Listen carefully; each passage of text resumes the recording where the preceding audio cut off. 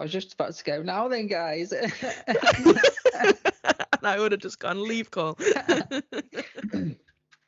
So welcome back to season 3 of Pocket Perspectives podcast. We've completed 2 seasons and it's just really exciting, isn't it, T?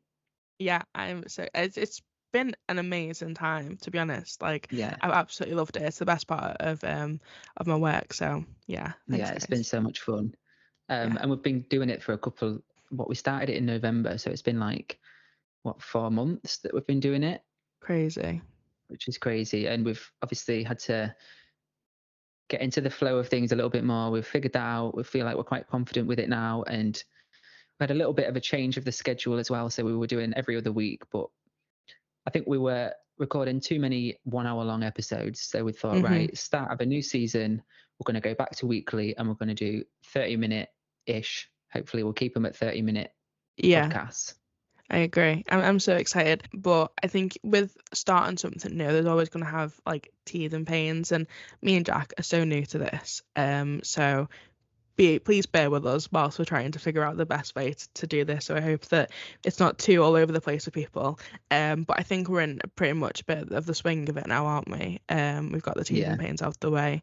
We've got it. Yeah, and we do, because I think the issue, guys, not to be too TMI, but it just kind of took over our lives at the start. Doing like 1 hour episodes, trying to edit it and get it out like so fast was like quite tricky for us. So we've definitely found a good balance now. So we're gonna have weekly episodes, and I'm just so excited for the new season. Woo! I know it's gonna be gorgeous. So let's have it. Let's crack on with the first episode. Let's have it. So welcome back to Pocket Perspectives, everybody. It's been a while since we recorded because we actually split the last episode that we did into like 3 because we just spoke for so long. It was like an hour and a half. We was like, no, we're going to have to just split this. Obviously, it's me, Jack, and then we've got T with us again. Hey, everyone. So when you hear hot takes, I feel like you think that they're like a negative thing or something that's superficial, but that's not what we're doing today. So I just thought I'd just say that now, just so you don't think we're going to just be slandering everything. So although that's what the episode is called, we just sort of want to provide our opinions and our perspectives on certain topics. So we're just going to start a conversation about these controversial topics and hopefully encourage you guys to share your opinions as well. Yeah, and like we always say, we're never here to give advice, so we're not saying like this is our opinion, this is our perspective, go run with that. We're just honestly sharing as two 25 no, you're 26, aren't you, Jack? 26, yeah. 25, 26-year-old girlies, just our personal perspectives on things, because we're very conscious that obviously we talk about a lot of different topics and we'll always share our perspectives, which is hence the name of the podcast. But I think we very rarely share our full opinions on things, because obviously money is a bit of a touchy subject and we don't want to cross them boundaries. So this is what this episode is. You get to know us a little bit more, knowing our opinions on things, and hopefully you either agree with them or don't agree with us, and let us know and we'll have a little convo about it. So yeah, I'm excited. Yeah, me too. It's going to be a good one, isn't it? Interesting. Just chatting back and forth. Yeah, I think it's just going to be so chill. And I say this after we have like a batch of guests, every single like just me and you episode afterwards, I'm like, oh my God, I'm so excited. Because I do love it. And we haven't chatted for a while, Jack, have we? Because like I've been off on annual leave, and we normally chat, like even when we're not working, we chat. But it's been a while, been a few days, so nice to chat. I said chat so many times then. Because I was off Friday, wasn't I? Yeah. Yeah, you were off Friday and then I was off Monday. So we've had 4 days without each other, Jack. What's going on? And you had your birthday. Did you have a good time? Good day? My birthday. Yeah, I'm a big 25-year-old girlie now, full on quarter life crisis. But I'm loving it. Yeah, I had an amazing time. We went for some food, went to the Botanist in Liverpool, which was amazing. I do love a good botanist. You can't go wrong, can you? No, hanging chicken kebab. I was tempted. I got the steak because that's my birthday. Like, you know what I mean? I'll pay that £5 Yeah. extra to to get a steak. But I do love the hanging kebabs because even though it's my birthday, we did it on a budget. Like, I think it was Liverpool restaurant weeks. You know, Newcastle have them where Oh like yeah, everything's yeah. so cheap. So we got like 3 courses for like £25, but it's like good So good. quality. So you can't complain, can you? So that was Yeah, amazing. I especially at the went botanist. because it's normally quite bouge. So I Yeah, was like, I got the bougie feel, but for half the price tag. love So it. we were absolutely buzzing. And then we went to the comedy club and got absolutely slated, sat at the front unintentionally. So yeah, if the clips come out from Hot Water Comedy Mm. Club, I'm definitely gonna have to share them because it was so funny. But yeah, had an I'd amazing probably time. cry. I'd cry my eyes out. I wouldn't be able to laugh. It was he kept calling Carl Michael Jackson because he sat there with his long like shoulder length hair and then his red jacket on. He generally looked like he was from the Thriller Oh my movie. It was god. hilarious. But yeah, really good Love time. Would that. recommend. How was your weekend, Jack? It was good. I went home, see the family, saw the little dog, went for a coffee, went for a meal, just a nice chill weekend really. Like you said, didn't spend too much money because Yeah, I'm broke these days. literally living it. Bless you. Yeah, That's but it nice was though. good. It was good. Thanks for asking. Yeah. Well, I'm excited to get into this episode. I think it's going to be a good one. I think, to be honest, even though we say that they're controversial topics, like I feel like we agree on a lot of things. So I doubt Mm. it's going to turn into any kind of argument brawl today. But you know, we Yeah, never we're not know. going to be scrapping, are we? I know. I hope not. So yeah, me to kick off. Should we go? Yeah, go for it. Crack on. Amazing. So, my first one, is I really believe in loud budgeting. Now, this is a term that it's relatively new, like I've only been seeing it for the past few months. And I don't think the concept is new, but the actual name of it is new. And you might have seen people talk about it on TikTok and things like that, or other places online. But it's basically talking about your financial boundaries, like openly, and allowing people, to know why you potentially might decline certain like social occasions or invites for financial reasons. So it's basically coming up with the truth and not saying an excuse. So for example, if you like, do you know what, T, like, do you want to come for a meal? We're going to the Ivy, like, let's go. And I was like, sorry, Jack, I've got £20 left in my bank account. So I'm But not it's alright, coming you to can the get some Ivy right bread. now. Come to the Ivy. And you get a pot of olives for the little appetizer. Yeah. Um, so you can say, like, you can be open and honest and be like, genuinely, like, for financial reasons, I can't. So obviously that's one way of doing it, but also people allowed budget, even if they've like got money or if they're like saving money, like, some people think like, oh, if I just can't afford it, that's when I can loud budget. But more often than not, it's when people potentially are saving for an occasion or for an emergency fund, or they're just learning how to prioritize what they actually want to do and what they actually want to spend their money on, and don't have that like kind of peer pressure to go out and spend all your money if you think, you know what, I would rather stay in and save that, or I'd rather do Mm. something a little bit cheaper if you're okay with that and I can save that money. So that's essentially what loud budgeting is. Um, I think I just love it. I first saw it on TikTok and it was going absolutely mental all over my For You page. And I love seeing people being more like vocal about like their limits, and we're just becoming more comfortable of kind of just saying no, not getting that FOMO. And I think it's our generation largely who are doing that and encouraging people, you know, like money isn't taboo. Like I know it kind of still is, but I think we're slowly coming out of that. Where people are like, do you know what, I'm happy to tell you and be like, no, can't afford it, I'm not Mm. gonna come. Um, so I just personally love it. I think it's, again, like I said, it's not like a new idea, but essentially just a new name. But I liken it to, you know, like 75 hard. So me and Carl did that Yeah. in the past, and I made some TikToks about it, and I thought, do you know what, now that I've openly shared with people saying I'm doing 75 hard, I felt more accountable because I've like kind of committed that publicly, if that makes sense. So it doesn't matter if Mm. it's one person or like thousands, millions of followers, and once you've said that to someone, I just feel like not that they're going to be like, you need to stick to this, blah blah blah. Yeah. I think it's like a psychological thing where you just feel more committed, don't you? So things like what I eat in the day, people feel more committed to actually eat a bit healthier because you're sharing it online. No buy January, when people weren't buying things, um, Mm. and they posted about it. So I just think social media just definitely heightened it. But it's not something that you have to go public on social media with if you didn't want to. Um, so I'll give you a little bit of brief of my opinion on this and like why I really love it. So I used to be quite like, I guess, secretive about money. Um, my mum, I think we spoke about this on not the last episode, but the episode before with Dan and Gemma. But my mum always made sure that I went on every single out with my friends. I always had the latest phone, whatever I wanted, birthday present.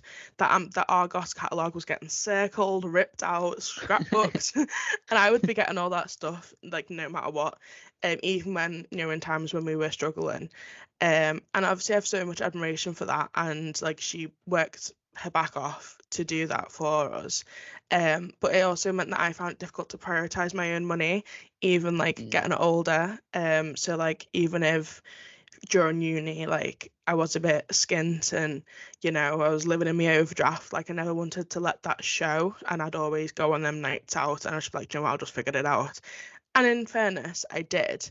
But we have a friend from uni, shared friend, and she would always be so open about like money, and if she was going a night out, sorry, if a night out was happening and she couldn't afford it, or if she was like, you know what, like it's just not within my budget for this month, she just wouldn't go. And I Mm. mentioned this before, but I like had so much admiration for that. And it couldn't be me. I mean, it probably could be now. Like, I'd be more than happy to do it now, but back then, it couldn't have been me. Like, I just wouldn't have said Yeah. that. So yeah, I just really, really enjoy it. And I think now that, we're in that stage, we're saving for the house, the wedding, the honeymoon, the car, like everything that's going on. It's the best time ever to be doing it, for us. So that's why I really love loud budgeting. So I'm interested to hear your take, Jack, after I've rambled at you. I know. Yeah. I feel like before you told me your take, I felt like I always did that anyway. Like I always Yeah. had that loud budgeting. Like I feel like as a person, I'll pretty much tell anyone everything that's going on in my mind. Like I don't keep anything in. You don't feel that embarrassment of things like that, do you? Like I literally don't care. Like No, if they're bothered, I don't care. I love So, it. but then as you were saying that, like the uni thing, I feel like at uni I didn't necessarily intentionally keep my financial situation to myself. Yeah, But like you said, I wouldn't have missed out on a night out because I had no money. yeah. Whereas looking back, I maybe could have been like, oh no, I'm a bit skint, but I didn't want to. No. So And it's fair because you were in that experience, aren't you? exactly, yeah. But I think in general, I've always been pretty open about what I'm earning, even if I've got nothing in my bank account. I'd be like, I've got no money. Like, I don't necessarily mean it as a joke in my head, but Yeah. that's how it Yeah. comes out. And people know that I've got how much money I've got. Yeah. Um, but like, I feel like you said it almost adds that accountability to it. So if Hmm. I'm saving for a house, like when I first set up my lifetime ISA, I was like, oh, mum, Robert, whoever, I'm saving up for a house, so I've got this lifetime ISA, and I'm telling them what it does and everything. And the fact that they all knew that I had that lifetime ISA, if I was then like spending money on something extravagant, Yeah. like a meal at the Ivy or a big fancy all-inclusive holiday that year, I would be Hmm. in my head thinking, oh, but they know that I'm saving for this house. Will they be like, oh, Judging. like I don't really care. But the No. fact that that was in my head is almost like a little bit of extra motivation to save. So it's benefited me in that way. Hmm. But it's hard to know how I would have been if I wasn't a loud budgeter because, like I said, I've just always been like that. But Yeah. yeah, it's an interesting thing to see that it's like becoming more and more popular. Yeah. But it definitely does benefit me because I'll think twice about buying something if I know that everyone else knows I'm saving for something else. If that makes sense, like Yeah. That No, sentence was definitely. really confusing, but it No, made sense to I me. got it. I got it. I think, and as well, like the odds of you telling someone who's going to judge you are going to be like, you shouldn't be buying that because you didn't go to the Ivy last week, but now you're buying a Greg's straw. Like, what's going on? Like, obviously, they're Yeah, not going to be like that. But it is just someone that's like kind of aware and be like, right, okay, I respect your boundaries, kind of thing. And mm, hopefully, the people in your life aren't judgmental to where that's okay, and then just go, okay, that's fine. Like, do you want to just go grab a coffee or do you want to come around mine, like, and not spend a penny? yeah, So that it doesn't mean you have to like shelter your life and be like, oh my God, like I can't go out, I can't spend any money. It's just yeah, knowing what your priorities are. Um, exactly. Yeah. so love it.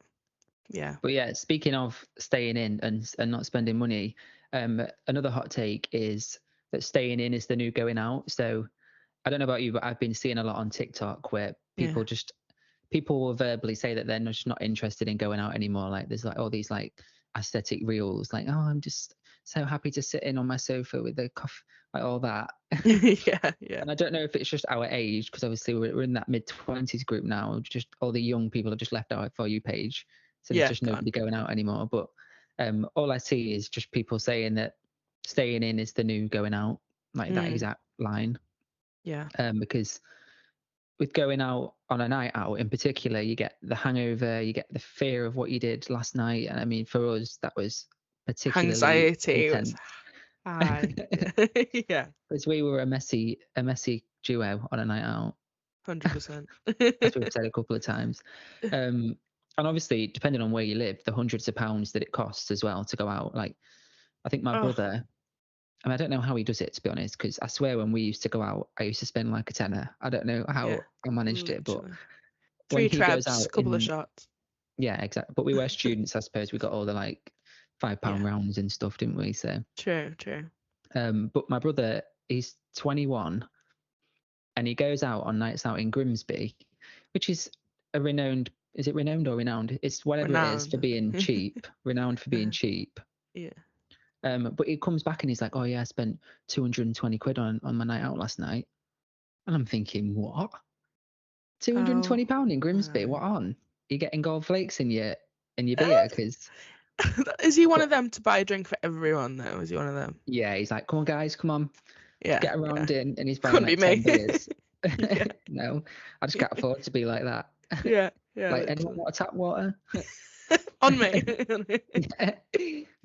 um, but yeah, and we're not like with the costs, we're not students anymore, so we're not getting all these deals. So it's just not Hmm. possible. We can't be doing it. No. Um, but there are so many things that you can actually do by staying in instead. Like I saw you did that little crime scene thing with Carl, like a little Yeah, date night thing, which looked really fun, which is a fraction of the cost of going on a literally. trip out or a day out or a night out, whatever. Yeah, I think there's like £15 on Amazon, and it's when I tell you hours, it takes like we've got one, and to be honest, it's really bad. We've left it for about 2 months, and we got halfway, and I was like, this is just complicated in my head. I need a breather. They Yeah. take like a long time, so it's a really Yeah, good idea. good for the brain. Definitely. Yeah, yeah, yeah. I like it. But for me, like even just sitting on the sofa in an evening watching Vampire Diaries with a pizza that was like a tenner, it's Yeah, just stunning. That's just yeah, perfect for me. yeah. No, I agree. But my particular take on this is, so obviously I've said I'm in a position where I can't really afford to go out anymore. We used to do it loads and loads, and I do not know how we afforded it, to be honest. When I think Never. like I had like my student loan paid for my accommodation, and I had nothing left, so I had like £250 a month Yeah. to pay for food and everything. Somehow we And we did it. went out like 2-3 times a week in first year. I just think, Yeah. how on God's green earth did we do that? No. I'm still paying for me overdraft. That's what's going on. That's why. Yeah, yeah, that's what it was, the overdraft. Yeah, yeah, Um, but yeah, it was a good time. yeah. But I found that we can have just as much fun by staying in, so it doesn't matter to me that we can't afford it anymore. So me and Mm. Robert have date nights all the time. We try and make sure that we have one a week. So like we do a lot of the time those M&S dining for two things. Like instead of a meal Yeah, out, we'll get literally. like the gastro pub thing that they have at M&S. So you get like the chips and the steak and the starter, and it's Hmm. like £12 or something like that instead of spending all that money on a meal out. Yeah, Because when you go to a restaurant like Miller and Carter or a steak place, you're paying like £25 for a steak, easy, Crazy money. Yeah. and you can buy one from the supermarket for like a fiver and just cook it Yeah. yourself. Exactly. They don't take long to cook either. It's a few minutes each side and you're off. And especially with me, I like it bleeding. Mooing. Yeah. Yeah. But there's just hundreds of things you can do instead of spending loads of money on things. Like we can just be sitting painting a living room together. Like we're doing house renovation, so we can pick Yeah. the cheap things that we can do out of that and just do things like that together. So don't need to Yeah. spend loads of money to wind down and have a nice time. Like No, 100% not. For me, I think so. If you're an active listener, you'll remember our New Year's resolutions episode, and I basically said how I want to spend more like conscious date night time with Carl. And to be fair, we've been really good at that. Like we probably go out maybe like twice a month. And when I say go out, like it's not like hundreds of pounds each time. Like even if it's the bloody Pizza Hut around the corner, like just like consciously yeah, going out to spend time with each other doesn't have to break the bank. Like you said, we do at home date nights all the time. And it's just really nice. And we've developed some like shared interests and stuff. Like he's always been a gamer, but then like I've started to slowly love it, and I've been somehow playing Minecraft and really enjoying it. Don't ask, I've like never played that. I think you might enjoy it. It's quite like creative. Like I mean, Carl does all the fighting the zombies and the bloody skeletons, and I don't know what's going on with that. I just like to make pretty houses and waddle on with my life and have like Yeah. pigs and sheep. But it's really fun to just kind of like develop new hobbies together, but then also kind of like understand what your partner's hobbies are and see if you'll enjoy it. Not that you have to love everything they do, but you know, you never know until you try it. So we've really been enjoying that, and that's kind of how we've been getting our date nights in. Um, I say recently moved. I've been here for about 7 months now, but I've got obviously a few friends here, which is quite nice because that's a big reason we left Newcastle was that like pretty much everyone had left, and then you came back, and I was like, Jack, I'm already moving, mate. What's going on? Just come back now. I know. I was on my um, own. yeah, I know. So it's nice to have friends to socialize with, but again, it's not all the time.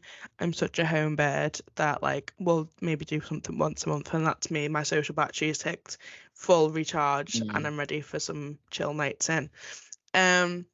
So yeah, I just value my downtime a lot more. And I remember seeing this TikTok of this couple, and it was basically like a skit, but they were like their friends are like just cancelled, and then she's like halfway out the door, and she's like, "Oh yeah, don't worry about it," and she's come back in, and she's absolutely buzzing.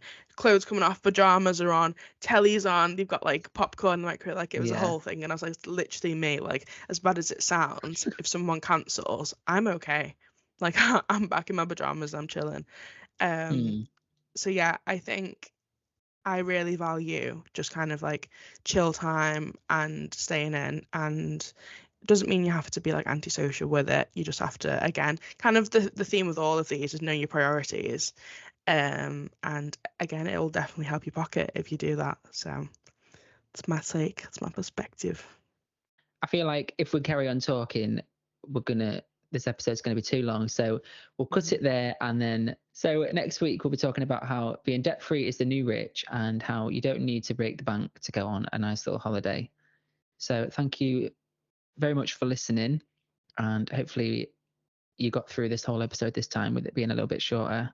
But yeah, And let we'll us know speak your to you next takes week. on what Yeah, we spoke about, because I'm very interested to hear what people think and what their opinions are. Even if you disagree with me and Jack, let us know. absolutely. Well, thank you very much, and have a stunning week. Bye, guys. Bye.